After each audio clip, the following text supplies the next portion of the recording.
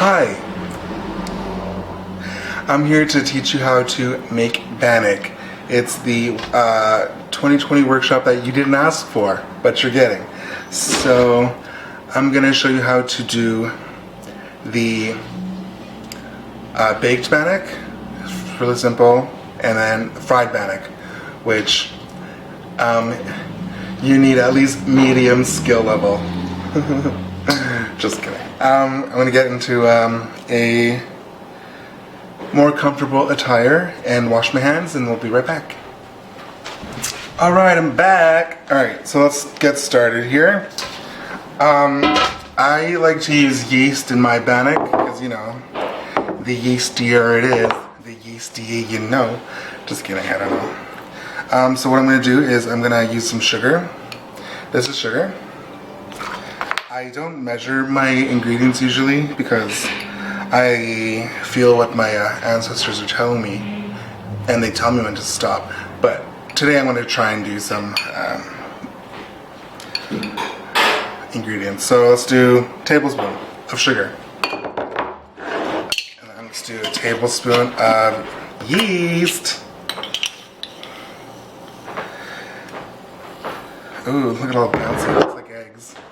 And then we're going to use some warm water. Mix that all together.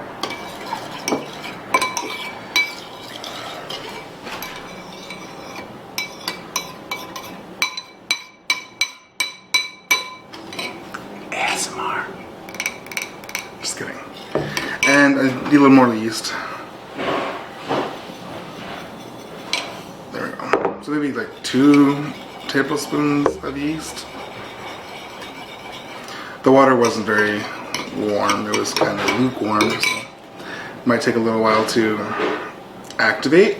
That's okay, because all we got here is time, baby. And we're just going to put this off to the side for now, and then let's get started on dry ingredients for my bannock. So I'm going to start off with the flour. This is the flour right here. When I cook in the kitchen, I tend to make bannock and stuff, so I use a lot of flour. Yeah, so 3 cups of flour, because I'm not sure how much it's gonna make. I like to whisk it, like, you know, thinking, ooh, it's dry ingredients. You're gonna whisk dry ingredients. Yeah, I just feel it makes it more fluffy, more tasty, I guess. Salt, let's do a teaspoon of salt. That seems like a lot. Pinch of salt. And let's do a pinch of sugar. I don't have a spoon, so we're going to use a teaspoon of baking powder. Magic spoon. Just arrived. Alright, let's pretend I took spoonfuls of this, spoonful of this, and spoonful of this. Maybe a little more sugar. Because who doesn't love sugar? And let's just whisk it together. Okay. Word up. Just gonna put a little bit more. Yeah, so when I usually make bannock, I usually use like 10 cups of flour and then go from there, because people love my bannock and I like to make more than I need to. Get the stove ready as we wait. We'll turn it to 350 degrees and it's so we can preheat, so we can get the bannock ready. We just plop her in. So I'll go do that right now. So you want me to make some gluten-free one too?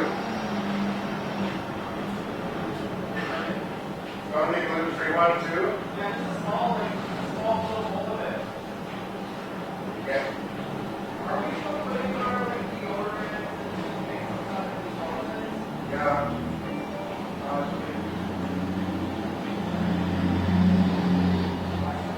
In the closet.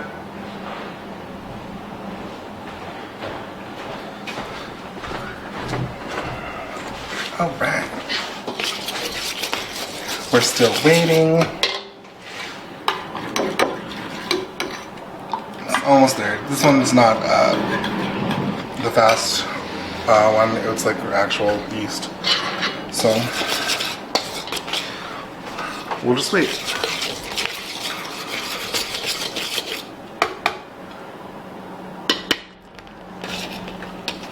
So once the yeast is activated, we're going to just pour it inside our mixture of dry ingredients.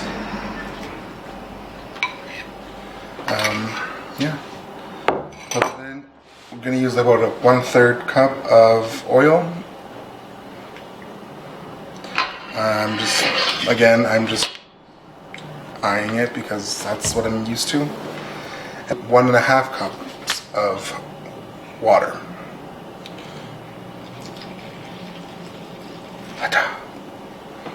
Now let's mix it. Gonna mix it up. When I usually make bannock, I don't really measure my ingredients, like I said before. And so, like, if I overwater, if I put too much water inside the bannock, I put more flour in afterwards. Stir that bannock, you know? This is so small. Like, literally, I don't know who makes just this little amount of bannock, because, like, how small that is. It's usually like 4 times bigger. 5 times bigger, let's be real. Holy. Alright, cool. Now I got them all mixed up. I'm going to take some flour, and I'm just going to flour my counter. I did wash it before I did this, so don't come for me. And I'm just going to put the bannock, the dough. Wow, it's called dough, isn't it? Yeah.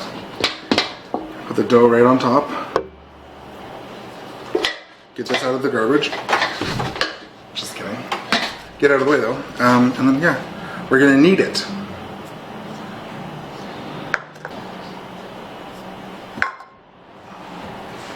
And it feels nice and soft, so that's really nice.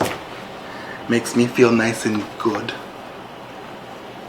So yeah, just knead it. I'm not really good at kneading because the only thing I need in this world is a man. Yeah, just keep kneading. Alright, look at that little baby. Give her a little slap. You did good. Alright, so now that this is all done, I'm gonna grab a pan. I'll be right back. Got my pan, so what I'm gonna do is I'm gonna take some of this flour, stick it on here, and then yeah, so once that's on there, grab your bannock, put it on. You can get a rolling pin at this point and roll it. I don't want to do that, so I'm just gonna beat the shit out of it. Just kidding. Just yeah, flatten it out. I like to leave it like about 1 inch thickness because it just one inch thickness. 1 inch thickness just seems best, I guess. So then it'll cook evenly. Alright, so once you're done that, I just poke some holes all over the top randomly. It doesn't need to be nice or anything. It's just to help the heat circulate better. And yeah, once you're done poking the holes, you can put it in the oven. And I leave it in there for about half an hour. Then I take it and I turn it over. And yeah, see you. And then we'll get to with the frying stuff. The frying part. But I just got some oil in a pan, heating up, to check if it's ready for you to put food in or like stuff in. Just take a wooden spoon, put in there, and if it starts boiling quickly around it, it's ready. Let's get this party on a roll. So we got the oil ready. I got the other dough ready. This dough looks a little different because it is gluten-free. Trying to be nice for people, so you know, kudos to me. Kudos to the boss who told me to do this actually. But yeah, so oil is really hot. Once the oil is hot enough, just plop that in there and just watch. It's gonna be really hot, so don't burn yourself. You just want to like boil it for about 50 seconds each side, I guess.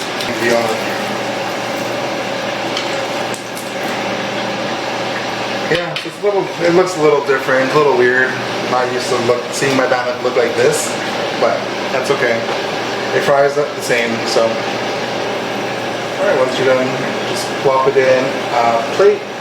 I have a kind of a plate bowl thing that has paper towel on the bottom to catch some of the oils that are still on the back. Yeah, and so I'm going to do that about 3 more times and we'll go from there.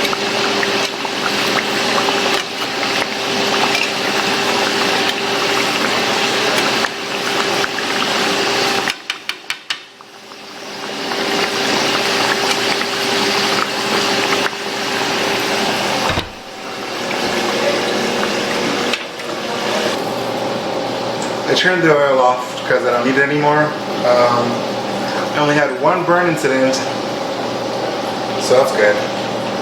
Hurts a lot.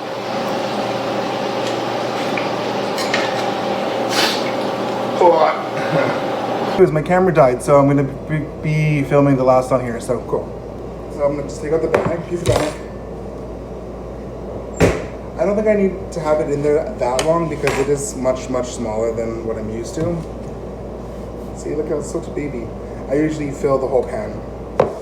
So, I think it's done. So what you can do is just leave it out and let it cool down. And then you can serve it with some jam. Cheese whiz. Cheese whiz, it's so good. Bologna, oh my God. Making myself hungry. And this is gluten-free fried bannock. That's why it looks like that. My bannock is usually really, really puffy. It's usually like 3 times bigger than that. But I was being nice and made it for someone else. Alright, so that's how I make my bannock, and yeah. I get compliments on it all the time saying it's the best bannock they've ever had. So you should probably try it or recreate it. If you do recreate it, let me know, because I want to know how it tastes to you, if you like it or not. People that like that tend to like it, so I'm not going to complain about my bannock making abilities. But yeah, anyways, that's the video. If you have any idea of what you want to see next, let me know in the comments. I will try and figure out something to record for the next 2 weeks. And yeah, if you enjoy this, please like. If you want to see something else, let me know.